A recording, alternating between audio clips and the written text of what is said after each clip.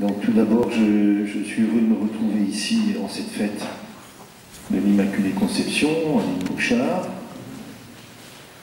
Et je voudrais vous remercier de m'accorder la grâce de pouvoir m'adresser à vous, voilà, en cette fête de l'Immaculée Conception. Je voudrais donc simplement, en essayant de traiter le sujet qui m'a été demandé, maintenant je ne sais pas si je vais réussir, donc à la lumière de cette fête et de la vocation unique de la Vierge Marie, elle qui est bien sûr la mère de Jésus, la mère de Dieu, mais aussi la première disciple de Jésus, au fond. Alors, et vous connaissez tous ce chant, la première en chemin. On va tous chanter ça, hein. Donc je voudrais simplement partager avec vous, à la lumière de cette vocation de Marie, de ce qu'elle est, d'essayer de prendre la mesure de notre propre vocation à nous, de chrétiens dans le monde. Et dans un monde, aujourd'hui, en pleine mutation. Je ne sais pas si vous en avez bien pris la mesure.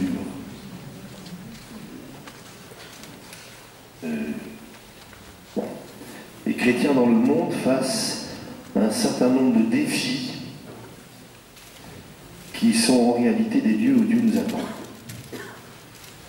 Les défis du monde autour de nous, je vais essayer de les évoquer un tout petit peu, sont des lieux où Dieu nous attend. Ce n'est pas des lieux angoissants. Et je vous dirai pourquoi. Enfin, je vais essayer. Ça va? Mais je voudrais simplement rappeler quelle fête nous célébrons aujourd'hui, en fête de l'Immaculée Conception. Donc cette fête de l'Immaculée Conception, c'est d'abord une invitation à nous émerveiller de rendre grâce à Dieu pour son œuvre de salut dans le monde, à nous émerveiller de l'initiative de Dieu qui a choisi et préparé la Vierge Marie pour pouvoir venir en ce monde. Dieu n'a pas abandonné, c'est ça que nous fêtons aujourd'hui, hein. Dieu n'a pas abandonné l'humanité au pouvoir de la mort. Alors, il nous a créés par amour, mais il nous a aussi sauvés par amour. Et donc l'intention de Dieu, c'est une intention de bonheur pour l'humanité, pour chacun d'entre nous, mais pour l'humanité tout entière. C'est bien le message de Marie ici, enfin, un des aspects du message, c'est « Je donnerai du bonheur dans les familles ». C'est très fort, pas seulement dans les familles en réalité. Il y a une parole de l'Ancien Testament qui dit un psaume qui nous fera voir le bonheur. Le Seigneur, Dieu veut le bonheur, c'est la communion avec lui. Et donc, en cette fête de l'Immaculée Conception, nous nous émerveillons de cela, de la fidélité de Dieu et aussi de la beauté de Marie elle-même. Alors, j'y reviendrai sans doute. D'autre part, en ce jour où nous fêtons l'Immaculée Conception, c'est aussi un regard porté sur la vocation unique de Marie. Une femme, une jeune fille, unique dans toute l'histoire du salut. Et nous inviter à nous réjouir de la beauté de la Vierge Marie, de nous réjouir de ce que Dieu a accordé une grâce unique à Marie, mais aussi de nous réjouir que Marie s'est livrée et a dit oui à cette vocation. J'y reviendrai. En tout cas, l'Église aujourd'hui, c'est clair, hein, croit et affirme que la bienheureuse Vierge Marie a été préservée intacte de tout péché, de toute souillure originelle, dès le premier instant de sa conception. Donc c'est le don absolument gratuit de Dieu, c'est la pure initiative de Dieu qui est fidèle et qui a une intention de bonheur sur l'humanité. Alors, moi, je vous invite d'abord à vous émerveiller de cela, quoi. Enfin, à nous émerveiller. Non? Oui. Ben oui, mais... Parce que souvent, je pense qu'on se laisse tellement prendre à nos affaires qu'on oublie ce que Dieu a fait dans l'histoire. Et ce qui est aussi... S'il l'a fait, c'est fait définitivement, et c'est la garantie de la fidélité de Dieu. Donc il n'y a rien à craindre. Voilà. Et puis je voudrais revenir un instant, mais j'y reviendrai tout à l'heure. Marie a dit oui.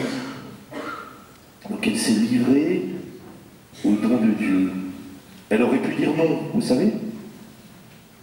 Oui, mais parce que ce que Dieu lui a donné, l'Immaculée Conception, c'est la capacité gratuite d'être la mère de Dieu. Donc elle n'y est pour rien. Enfin, elle n'y est pour rien. C'est un pur don de Dieu absolu. Mais face au don absolu de Dieu, la liberté absolue de Dieu, ce don absolu de Dieu ne l'oblige pas. Marie est une femme entièrement libre qui va répondre librement. J'y reviendrai parce que dans notre monde, il y a effectivement un problème de liberté aujourd'hui. Bon. Alors je voudrais maintenant simplement partager un certain nombre d'éléments. J'espère que ça vous éclairera ou sera utile. Et quelques réflexions, modestes sans doute, sur le défi de la vocation de chrétien dans le monde, en prenant comme référence la réponse de Marie, et en prenant comme référence que l'école de la Vierge Marie, pour apprendre à vivre en chrétien dans ce monde. Voilà. Alors le premier, j'ai essayé de repérer des défis. Alors je me suis dit comment j'allais monnayer ça. Mais le premier défi que j'ai repéré de notre époque, du monde, alors ça peut peut-être vous surprendre, c'est le défi de l'intériorité. Je m'explique. Cela touche à la question du silence, de la prière, de l'intelligence, de la capacité à avoir une intériorité. Alors je suis frappé, là, Johnny Hallyday est mort, vous savez? Les journalistes ce matin m'ont demandé ce que j'en pensais. Ben, j'ai dit que j'en pensais rien. J'ai rien contre Johnny Hallyday, hein, vous savez. Je peux comprendre que les gens projettent des choses, mais par contre, la façon dont c'est traité, les médias, tout ça est préparé, c'est incroyable, non? On va nous parler que de ça. Bon, alors, j'ai rien contre lui, mais ça révèle une forme de vide, non? D'artifice, avec tout le respect que je dois. Et j'ai dit que pour moi, la mort de Johnny Hallyday, et pour Dieu, avait la même valeur que la mort de n'importe qui d'entre nous. Alors, avec tout le respect dû, et puis M. de Renaissance, c'est pareil. Non? Et Dieu seul connaît les cœurs. Et tout homme, à commencer par Johnny Hallyday, a droit à la miséricorde, comme chacun d'entre nous. Ça, je ne le dis pas, la miséricorde de Dieu. Mais seul Dieu connaît les cœurs. Mais justement, quel est l'état de notre cœur? Quel est l'état? Et aujourd'hui, il y a une question pour moi, cette capacité de notre monde alors, vous voyez, c'est à la fois au silence, à la fois à l'intériorité, à la fois, ça va ensemble, à l'intelligence, à la capacité à réfléchir. Vous savez, un des défis, donc, c'est celui de ce monde superficiel, une société médiatique, où l'effet émotionnel a plus d'importance que la vérité, où l'immédiateté des choses l'emporte sur la durée. Alors, on est emporté dans un bruit continuel, on parle à tort et à travers. D'ailleurs, qu'est-ce qu'on cause? Mais parfois, même nous, les chrétiens, un peu trop, à mon avis. On parle à trop et à travers. On est ivre de bruit, d'images, submergé, comme une incapacité. Et pour résumer mon propos, je me permets de vous citer un passage assez croustillant, que j'ai beaucoup aimé, mais du cardinal Ratzinger avant qu'il soit Benoît XVI. Et il dit ceci, ça va vous surprendre. Enfin, c'est souvent l'image, vous l'avez retenue, en tout cas moi je l'ai retenue. Il dit, on disait que les dinosaures avaient disparu parce qu'ils étaient mal développés. Beaucoup de carapace, peu de cerveau, beaucoup de muscles, peu d'intelligence. Ne sommes-nous pas en passe, nous aussi, de mal nous développer? Beaucoup de techniques, mais peu d'âme. Une épaisse carapace de savoir matériel, mais un cœur devenu vide. Une extinction de la capacité d'entendre la voix de Dieu en nous, de découvrir, de reconnaître le bien, le beau, le vrai. Alors, c'est vrai autour de nous en général, ça peut l'être dans notre propre existence. Vous retiendrez les dinosaures. Et d'autre part, je pense à un autre exemple, dans l'Écriture, le fils de l'enfant prodigue, du père, pardon, la parabole du père qui a 2 fils, vous vous souvenez? On appelle improprement la parabole du fils prodigue parce que c'est la parabole, c'est un père qui a 2 fils, donc c'est la parabole du père qui a 2 fils.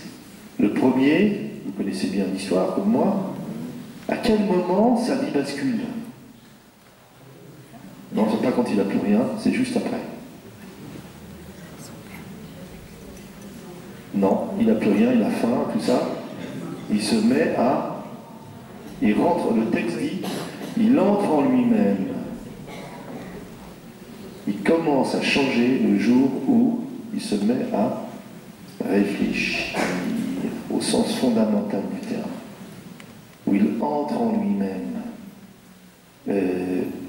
Nous sommes invités à retrouver ou à trouver cet espace intérieur, je ne sais pas comment dire, du silence où Dieu parle. Mais ça touche à la fois notre capacité à réfléchir, à se mettre en vérité devant soi, devant Dieu, et à l'entendre nous parler. Et donc là, il y a un véritable défi.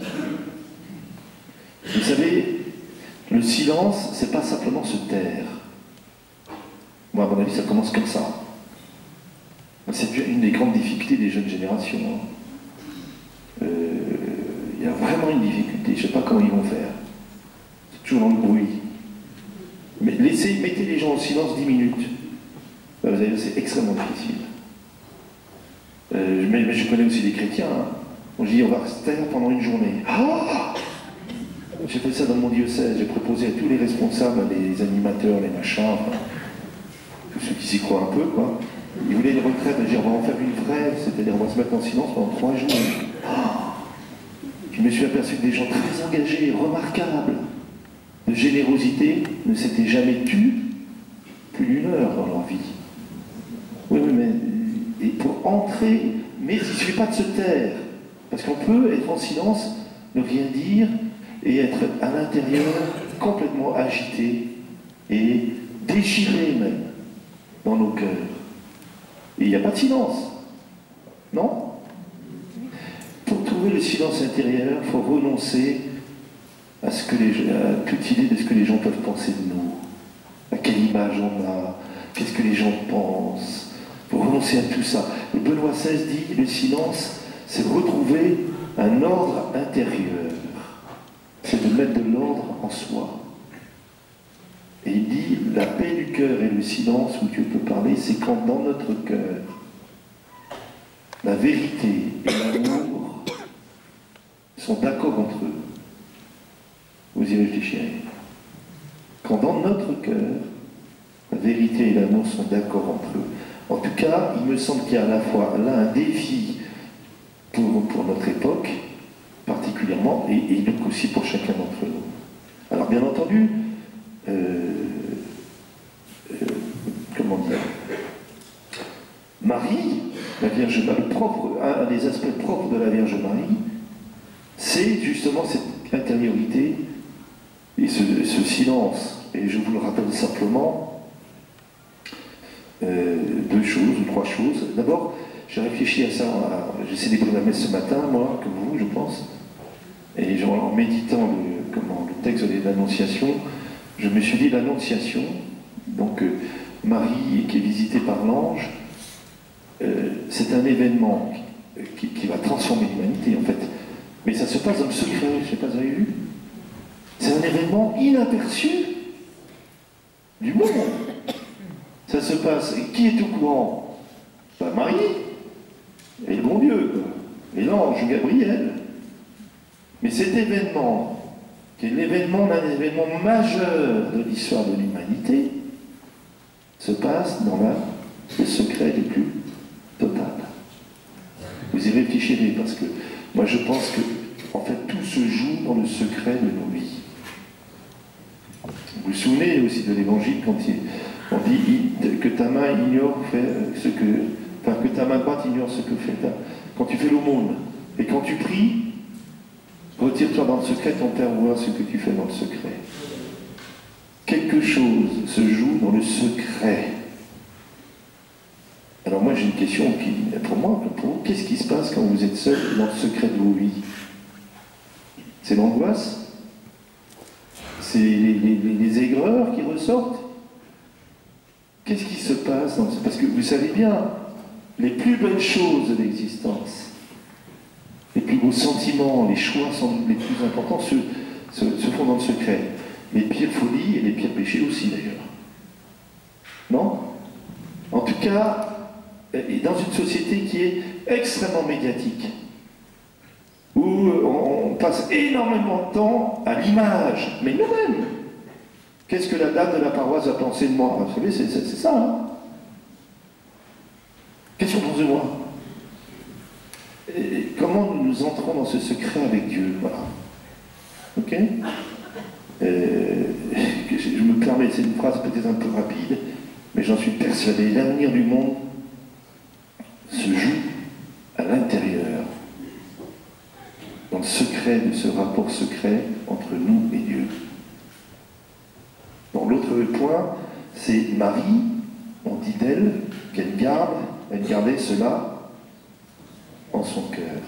On lui dit, au moment de la nativité, on lui dit, j'ai relu ça hier, vous savez, quand elle retrouve Jésus au temple, enfin, que Jésus est parti.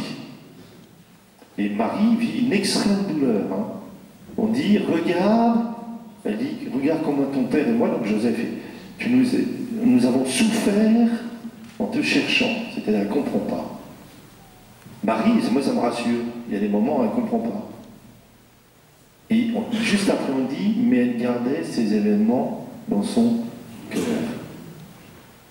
Et vous savez, en fait, à ce moment-là, quand Jésus est retrouvé au temple, commence au fond ce que Simeon lui avait dit, quand il lui a dit, un glaive te transpercera le cœur. Mais il lui a dit ça 12 ans plus tôt.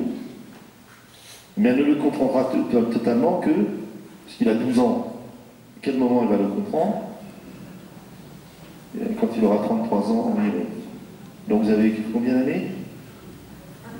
20? 22? Ce que je veux vous dire, c'est qu'elle l'a gardé dans son cœur pour arriver à maturité, pour comprendre ce qui se passe pendant plusieurs années.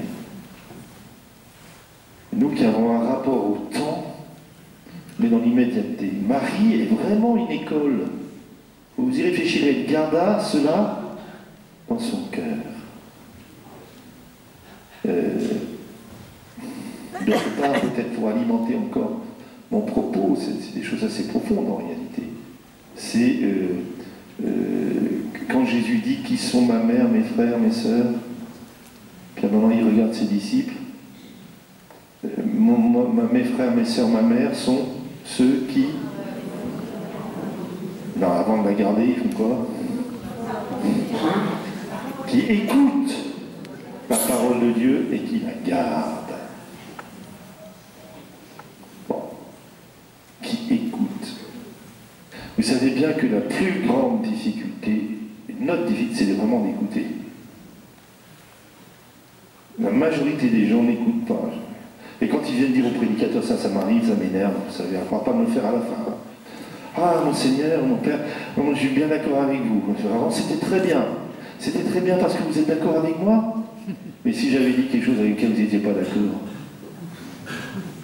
ça ne veut pas dire que c'est tort ou raison.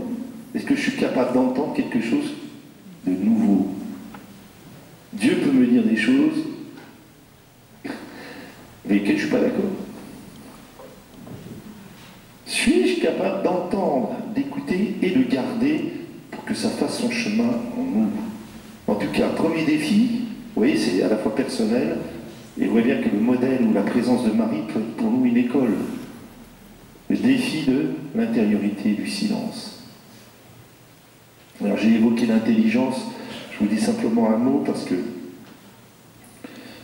ça c'est Benoît XVI, là, l'a mis en lumière.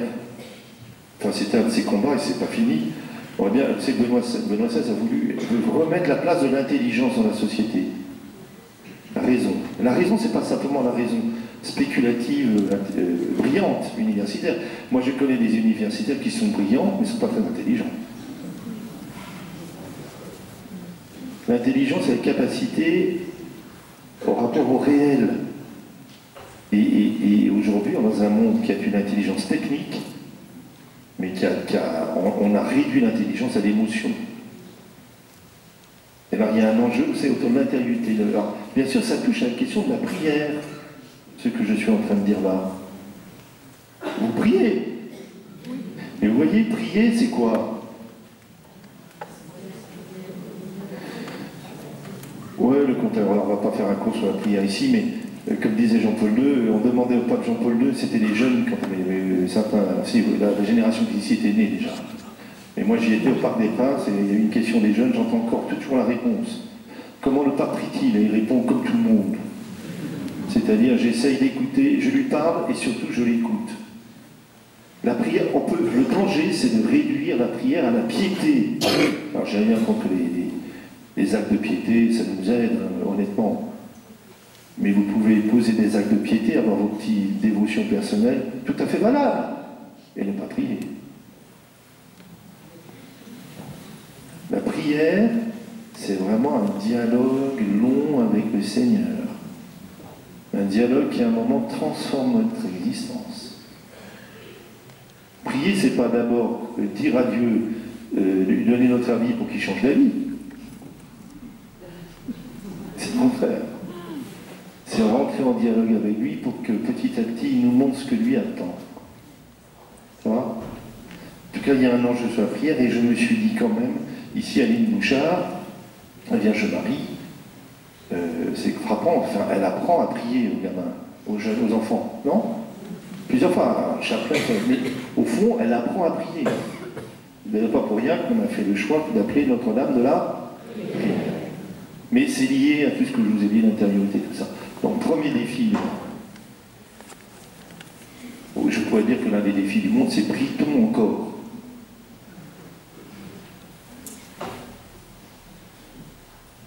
C'est vrai pour les prêtres, hein, vous savez. Je me souviens d'un propos du cardinal de Courtrai, qui est mort maintenant, qui était l'archevêque de Lyon. À un moment, je l'avais invité, peu importe, et il a fait une homélie, c'était une fête mariale, je ne me souviens plus laquelle, et puis tout d'un coup dans son homélie il a dit aux gens, vous savez moi, j'ai été théologien, j'ai été professeur de mariologie pendant des années, donc j'ai parlé de la théologie mariale, tout ça, les étudiants, et il dit je crois même que j'en ai bien parlé. Et puis il dit un jour je me suis rendu compte que j'en parlais bien mais je ne lui parlais plus à elle. Très bien parler de Jésus, elle en parlait très très bien. Mais est-ce que je lui parle à lui? Bon. Premier défi, ça va? L'autre défi que j'ai repéré, vous me suivez toujours ou pas? Alors c'est celui... je ne sais pas comment le monnayer, mais celui que j'ai appelé de la liberté, de la capacité à choisir. Poser des choix. C'était vraiment une difficulté aujourd'hui à s'engager, à prendre une décision, parce que ça rejoint ce que j'ai dit précédemment, nous sommes souvent dans l'affectivité pure, dans une société du zapping, non? Et parfois dans notre vie, c'est le zapping aussi. Et c'est vrai aussi parfois dans la relation à Dieu. J'étais frappé que le nombre de gens très généreux, je vois bien, mais qui n'ont jamais vraiment choisi, même de suivre le Christ. On monte et on descend selon l'ambiance, comme dit Benoît XVI. Alors si la tête du curé me plaît, j'aime Jésus. Rien à voir. Si l'ambiance machin me va, je suis chrétien. Mais si ça ne va plus parce que le curé est complètement idiot, ou que l'évêque je ne suis pas d'accord avec lui, ou si l'ambiance ne me correspond pas, j'ai plus la foi. Mais je vous le fais à la caricature, hein. Et ça s'applique dans différents milieux, divers et variés. Mais au fond, je m'aperçois que beaucoup, comment dire, est-ce que nous avons choisi, au sens où, vous savez, Dieu est libre. Dieu s'approche de nous. Il suscite notre liberté, mais il ne se substitue jamais à elle. C'est-à-dire que Dieu ne joue pas sur la séduction ou la manipulation. Et comment je vous invite à réfléchir à ça. Vous savez, aimer, par exemple, l'amour, aimer. Aujourd'hui, c'est un gros problème. Moi, je rêve, quand j'étais plus jeune prêtre, j'ai participé avec d'autres, avec quelqu'un qui est ici dans la salle, il se reconnaîtra, à la construction d'une école qu'on appelait d'évangélisation. Ça s'appelle toujours comme ça, d'ailleurs, je crois. Et souvent, je me dis aujourd'hui, si j'avais recommencé, je préférerais faire une école pour les jeunes pour apprendre à aimer. Parce qu'on réduit l'amour au sentiment. Non? Alors, je ne dis pas que dans l'amour, il n'y a pas de sentiment. Mais c'est un aspect des choses. Comme dit Benoît XVI, le sentiment peut être un bon point de départ. Mais il ne suffit pas. Aimer, c'est aussi choisir d'aimer. Non? C'est donc un chemin de liberté. Et comme disait Sainte Thérèse de l'Enfant Jésus, aimer, ce ne sont pas des sentiments, ce sont des actes. C'est-à-dire que nous pouvons avoir un sentiment d'affection, de sympathie pour quelqu'un, et ne pas l'aimer, et ne penser qu'à nous. Quitte à l'utiliser l'autre d'ailleurs pour nous. Non? Et on peut avoir des gens qui nous sont moins sympathiques. On les fait comme ça, hein. Pour qui même on a le premier abord, comme on juge un peu vite, voilà. Ils ne nous sont pas immédiatement agréables. Je vais dire ça comme ça, d'accord? Mais on peut les aimer. Puisque aimer, c'est poser des actes à l'égard des personnes, c'est-à-dire des actes d'attention, de respect, d'écoute, de service, de bienveillance. Alors, j'accorde, si j'ai une sympathie pour les gens, ça m'est plus facile. Et si c'est des gens qui me sont moins sympathiques ou qui m'énervent un peu, ça m'est plus difficile. Mais aimer, et donc, c'est poser des actes, c'est toujours des choix. Non? C'est des actes de liberté. Et je pense à une lettre de Saint Paul que vous connaissez sans doute, qui est l'épître à Philémon. Ça vous dit quelque chose? Vous l'avez lu? Vous vous souvenez de cette histoire? C'est la plus petite lettre de tout le Nouveau Testament. C'est une histoire assez marrante. Vous vous souvenez ou pas? C'est l'histoire d'un esclave. C'est, vous vous souvenez, qui s'est échappé. Alors, son nom m'échappe, comment il s'appelle? Onésime. Onésime qui était esclave, le Philémon. Il s'est enfui. Donc c'est un esclave en fugue, enfin en fugue. Il est parti et il rencontre à Rome Saint Paul. Et au contact de Saint Paul, il devient chrétien. Et Saint Paul le baptise. Et saint Paul le renvoie à Philémon, et alors c'est magnifique, et en lui disant, écoute, je sais qu'il t'a fait du mal, je sais que c'était ton esclave, mais maintenant c'est ton frère. Donc, je te le renvoie, et je te demande de l'accueillir comme si c'était moi-même. Alors ça te semble long, hein. Mais je te demande de le faire. Je pourrais te l'imposer. Parce que c'est aussi saint Paul qui avait baptisé Philémon. Avec tout ce que je t'ai fait pour toi, je pourrais t'imposer que tu l'accueilles. Mais je ne veux pas que tu fasses le bien. Magnifique. Le bien, toujours un choix libre. Alors c'est vrai dans nos vies personnelles. Le nombre de fois où on dit oui, mais sans avoir dit oui, parce qu'après, si ça ne se passe pas comme on veut, on le reproche aux gens. Non? Et je vous dis ça parce que, et c'est vrai, alors dans la société, où on ne choisit jamais, où c'est le relativisme complet, et alors choisir, c'est renoncer, vous savez? Et aujourd'hui, c'est société du zapping, c'est-à-dire, je suis ça un jour, oh, bah, j'ai changé d'avis, je change. En fait, je suis prisonnier de mes passions, mes activités, mes sentiments, des modes, je ne suis pas libre. Et Marie est celle qui est fondamentalement libre. Et il y a un texte de Saint Bernard sur, je ne sais pas si je vais vous lire, il est peut-être un peu long, mais qu'on lit dans l'office des lectures, hein, pour les prêtres qui disent office des lectures pendant l'Avent. Un texte très connu, c'est que Saint Bernard imagine les patriarches, Abraham, Moïse, David, enfin tout cela, qui sont au pied de la Vierge Marie et qui supplient Marie de dire oui. Il dit, dis oui à l'ange, dis oui. Un seul oui et le monde est sauvé. Mais dis-le. C'est magnifique. Ça veut dire que Saint Bernard a bien compris que Marie, dans une liberté totale, alors le don de Dieu est total, la liberté est totale. Alors c'est Saint Bernard qui dira aussi, Dieu avait créé l'homme libre, mais il ne pouvait pas le sauver sans l'adhésion libre de quelqu'un. Alors, et c'est des enjeux extrêmement importants, parce que nous aussi, nous avons à nous déterminer.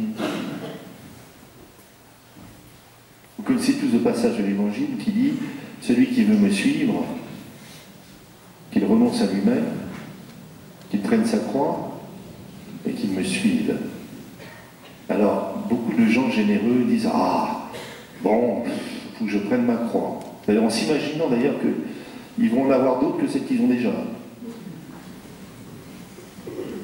C'est pas la peine. Pourquoi vous en voulez d'autres? Elle me dit, oui, mais j'ai entendu ça. Il y a des gens qui me disent, mais si je m'approche de Jésus, et on le voit bien chez Marc de Robin et compagnie, je vais souffrir plus. Bah, ce qui se passe entre Marc de Robin et Jésus, ça les regarde tous les deux. Ça ne me regarde pas. Mais le Seigneur ne dit pas ça, il dit, prends ta croix, cette qui est là déjà. Et puis, je ne sais pas si vous n'en avez pas, moi j'en ai quelques-unes. J'essaye de suivre Jésus avec. Non? Ben voilà, j'ai pas besoin d'en avoir plus. Et puis, qu'il renonce à lui-même. Ça, c'est un gros problème. C'est que renoncer à soi, choisir, c'est renoncer à des choses, non? Ben, vous savez, je connais tellement de gens qui me disent « Ah, Père, moi, je veux vivre plus de charité, mais à condition que je ne sois pas fatigué. » On veut vivre la charité, mais si on est fatigué, on le reproche. Ou alors, le mieux, c'est encore « Je veux être pauvre, mais à condition de manquer de rien. » Mais le propre de la pauvreté, c'est de manquer, justement. Non? Ou alors, j'ai cet ami prêtre, il n'est pas là, donc, mais de toute façon, qui me disait toujours, pendant des années, il dit, moi je veux être ermite, ou les ermites, ils vivent tout seuls. Je dis, tu m'énerves, je me dis, oui, tu veux être ermite, il dit, oui, je veux être ermite, mais à condition qu'il y ait le téléphone, et une dame pour faire la cuisine. Je lui dis, tu veux pas être ermite, tu vas avoir une vie pépère, c'est pas la même chose. Non? nos incohérences. Nos incohérences. Mais, le point premier, c'est quoi? Alors, pour suivre Jésus, hein, parce que moi, je suis prêt à porter la croix si c'est pour suivre Jésus. Si c'est porter la croix pour la porter, j'en veux pas. Hein.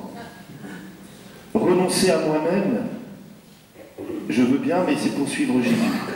Ça va? Parce que si vous n'avez pas pour suivre Jésus, ça vaut vraiment pas la peine. Hein. Non? Suivre Jésus, c'est pour aimer, hein, comme lui. C'est ça que ça veut dire. Mais le premier mot, c'est quoi? Celui qui veut me suivre. C'est la liberté. Celui qui veut me suivre. Est-ce que je veux le suivre? Ça m'engage moi. Non? Pour illustrer mon propos encore, j'ai passé plusieurs années à Paris-Monial et j'étais très marqué par la figure de Saint-Claude-la-Colombière. Bon, vous me suivez toujours, ça va, vous n'avez pas trop à dire, qui dit faites-moi saint, c'est Saint-Claude qui dit ça, faites-moi saint, je veux le devenir, quoi qu'il en coûte. Et pendant des années, moi je méditais, je dis, ben oui, moi aussi je veux être saint, moi. Seigneur, je veux bien être saint, je veux la sainteté, vraiment, c'est honnête. Je ne suis pas très lucide dans ce que ça veut dire, mais je suis assez honnête. Mais pas quoi qu'il en coûte.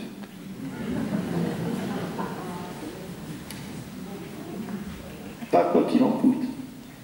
Pour vous rassurer, Claude dira, plus tard, il dira, je vois bien que dans mon cas, ça va être vachement difficile.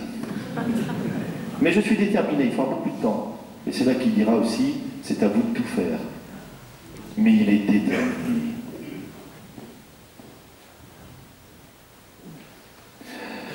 Bon. Cela touche, c'est que la question de la liberté touche à la question de la conversion. Dieu peut tout faire dans nos vies. Vous savez, Dieu peut tout faire. Me guérir, il peut tout faire. La seule chose qu'il ne peut pas faire, c'est décider à ma place. Ça, il ne peut pas. Et ça reste un mystère. Enfin, je pourrais m'étendre, mais je ne veux pas trop m'étendre. Mais je pensais quand même la question de la conversion, ce qui me frappe beaucoup, dans beaucoup de situations, quand Marie apparaît, elle appelle à la conversion. Je pensais à Fatima, on a fêté l'anniversaire des apparitions de Fatima. Fatima, au fond, c'est pas compliqué. Hein. Marqué, on n'a peut-être pas besoin de la Vierge Marie pour ça, enfin, elle est quand même venue pour ça. C'est si vous ne vous convertissez pas, ça, hein, vous allez vous casser la figure.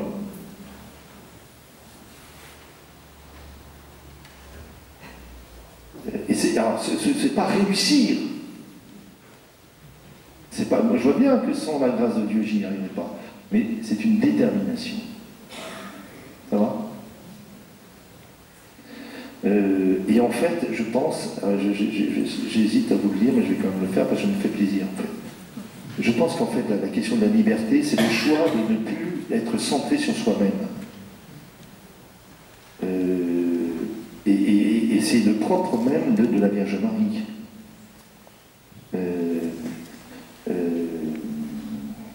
Et alors, je suis tombé là encore, c'est du Benoît XVI. Qui définit ce que c'est qu'être chrétien. Bon.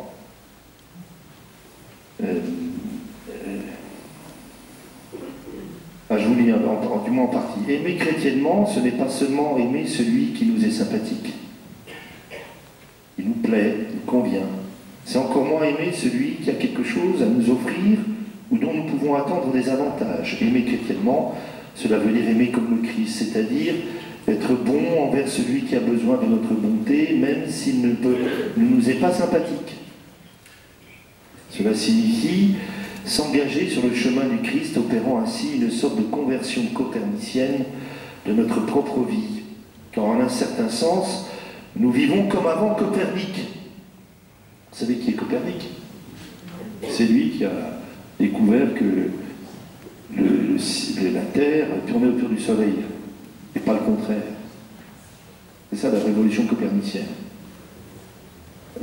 Non, c'est parce que, car en un certain sens, nous vivons tous comme avant Copernic, non seulement parce que nous croyons ce que nous voyons, que le Soleil se lève et se couche et tourne autour de la Terre, mais en un sens beaucoup plus profond, en effet, nous portons tous en nous cette illusion innée, selon laquelle chacun se prend pour le centre du monde, autour duquel doivent tourner le monde et les hommes.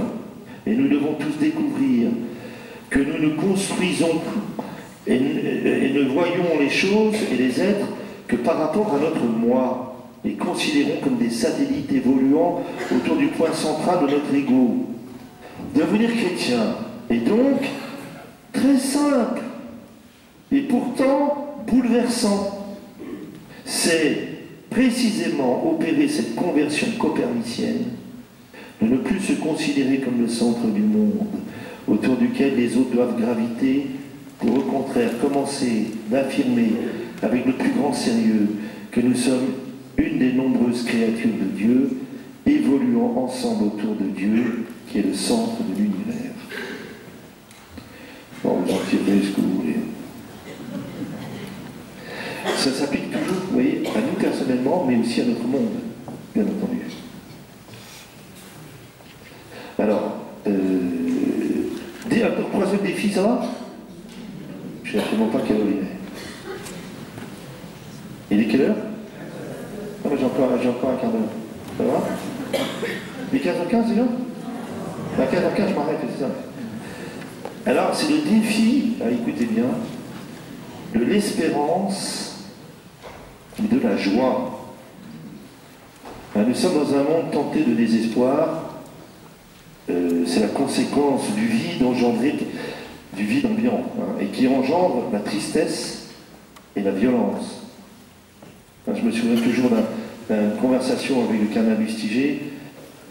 On parlait de l'Europe et puis il reprenait une expression du pape Jean-Paul II qui parlait d'apostasie généralisée, c'est-à-dire le rejet de Dieu généralisé. Et alors je dis au cardinal, je dis mais ça peut durer combien de temps tout ça? Alors il me dit, oh tu sais, tant que les amuseurs publics nous amuseront, ça peut durer assez longtemps. Bon, parce que le vide, mais tout cela engendre en réalité une forme de tristesse et de violence. Car regardez autour de nous. Donc, on est tenté aujourd'hui de réduire notre vie à la vie présente, à la satisfaction immédiate de nos désirs immédiats, et donc d'être condamné à l'insatisfaction et à la tristesse, et condamné au désespoir. Il n'y a pas d'avenir pour les gens. Et vivre sans avenir, sans sens, ça ne peut qu'engendrer la violence. Alors aujourd'hui, ça c'est Benoît XVI qui dit ça, aujourd'hui, nombreux sont ceux qui sont déconcertés par le monde autour d'eux. Et les questions de sens et les questions fondamentales aujourd'hui refont surface. J'en viens à la Vierge Marie. Vous savez, la Vierge Marie est mère de l'espérance. Nous croyons qu'en elle tout est accompli. La fête de l'Assomption, qu'elle est avec son corps dans la gloire, pour toujours.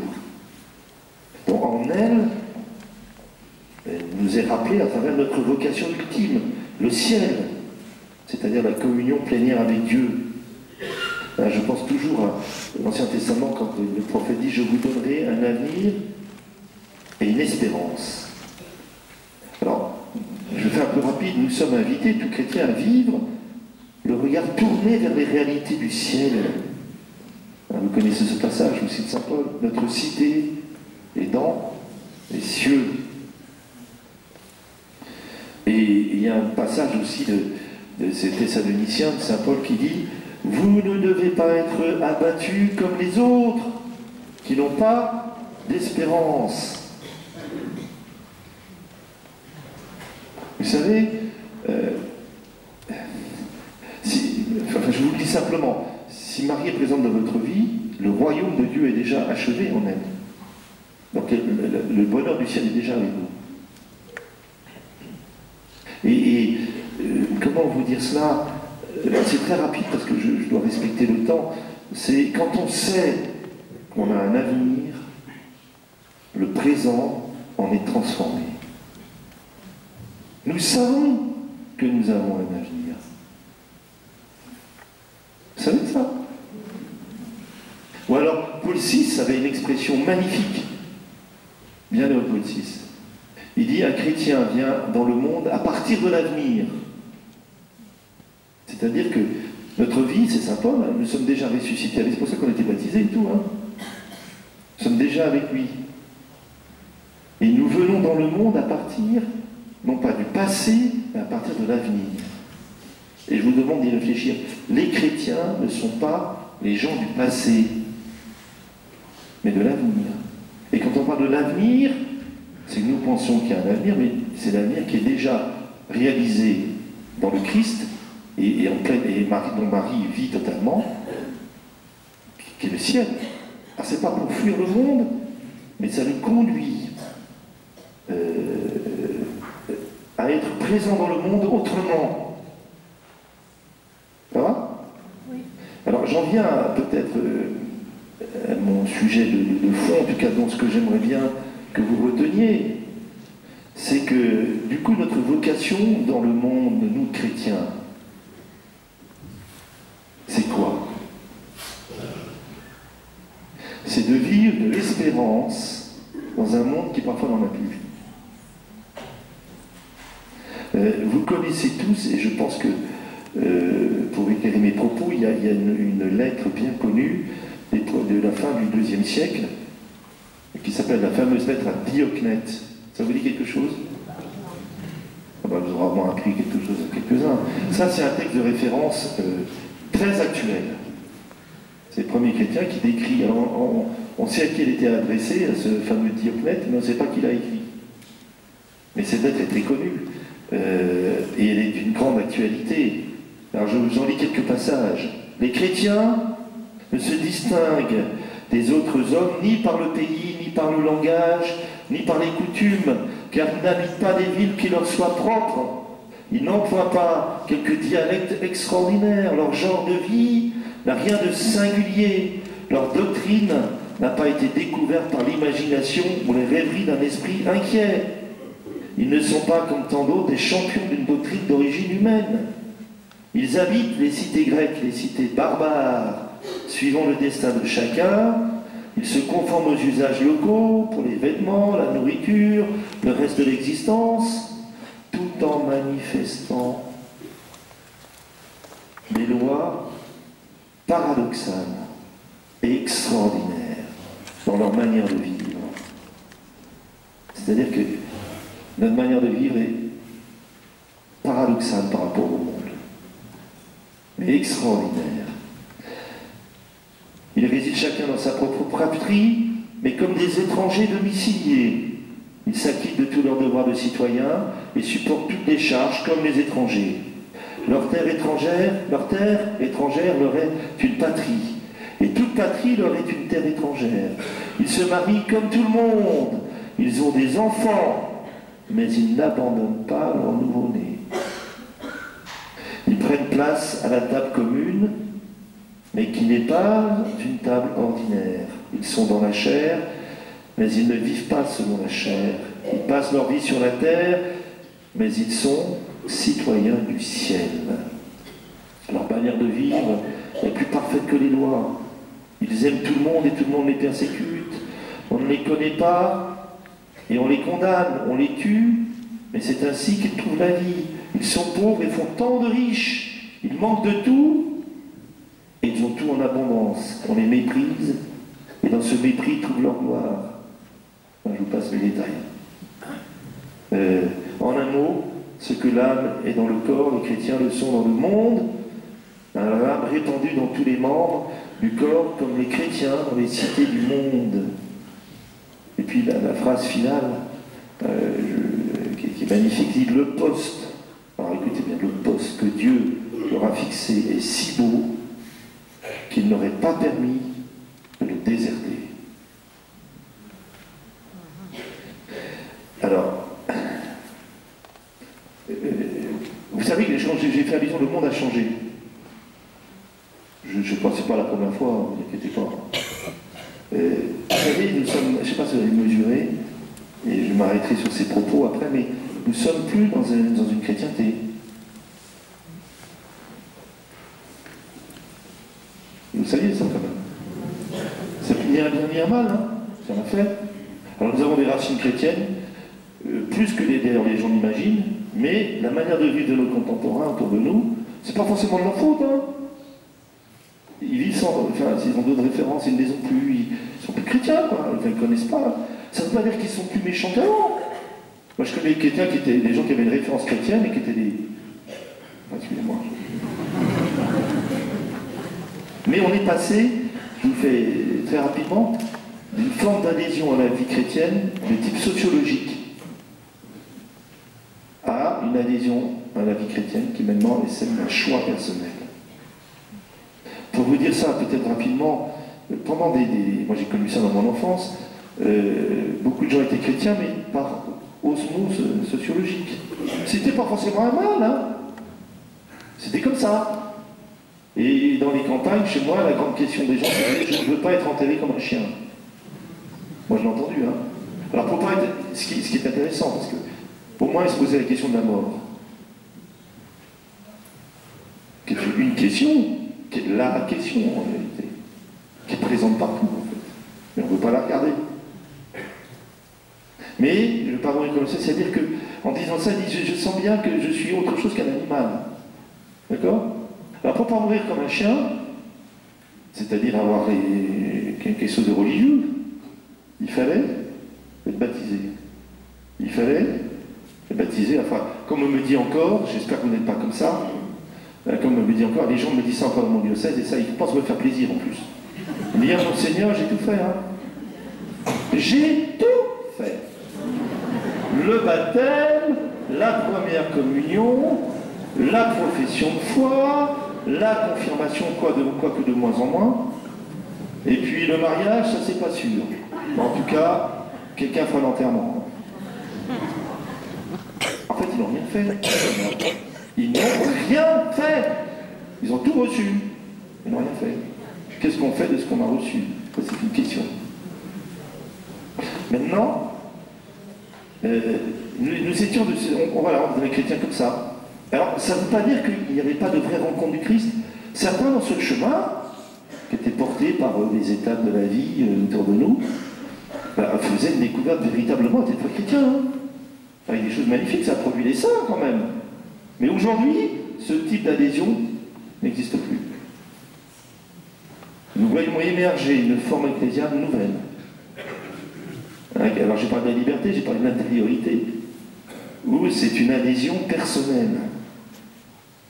Et je vous invite à y réfléchir.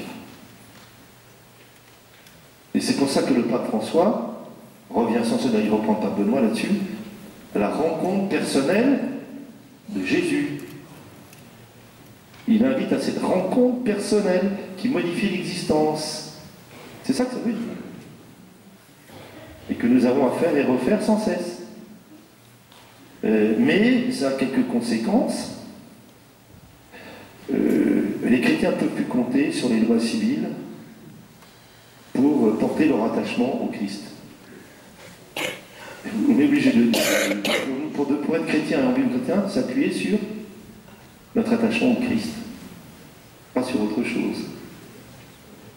C'est plus possible. Ça va?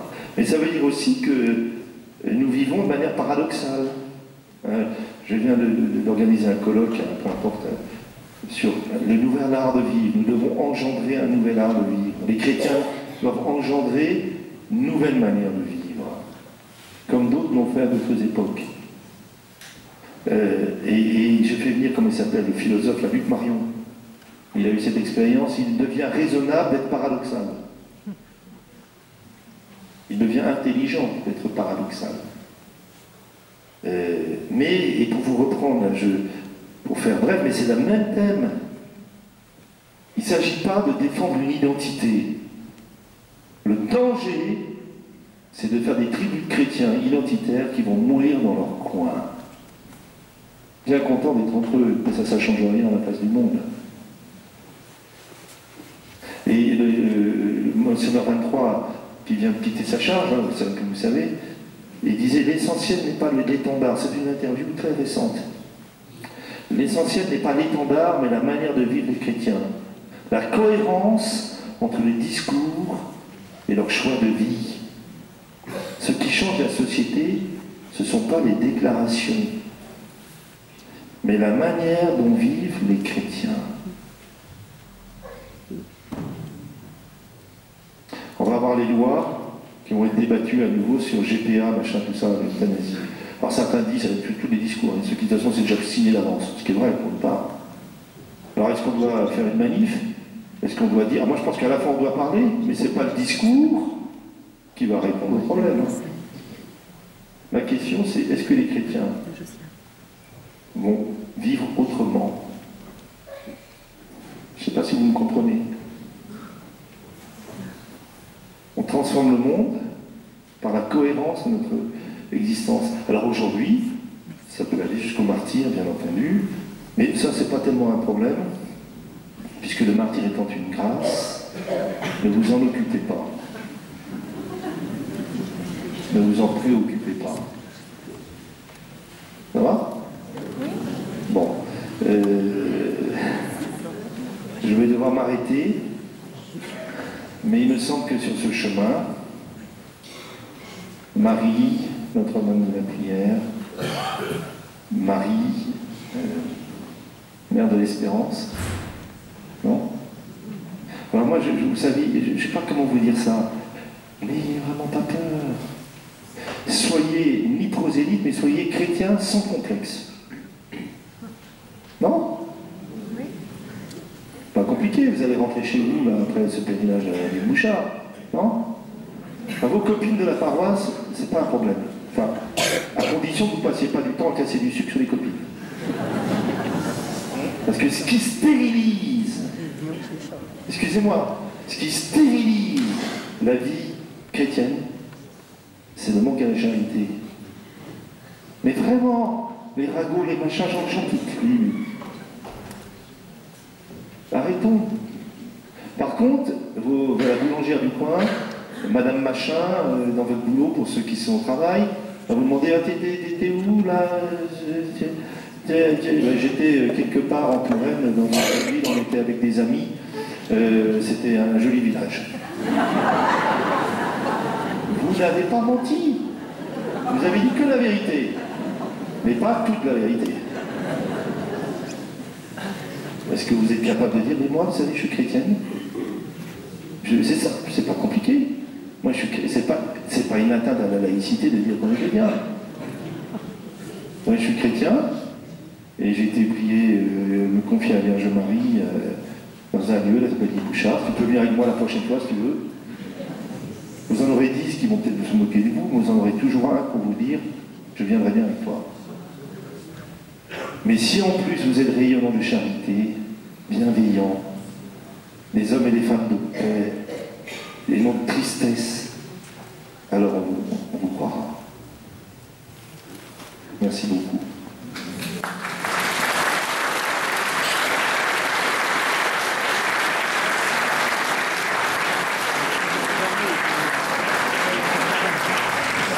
Voilà, bien respecter l'horaire, merci.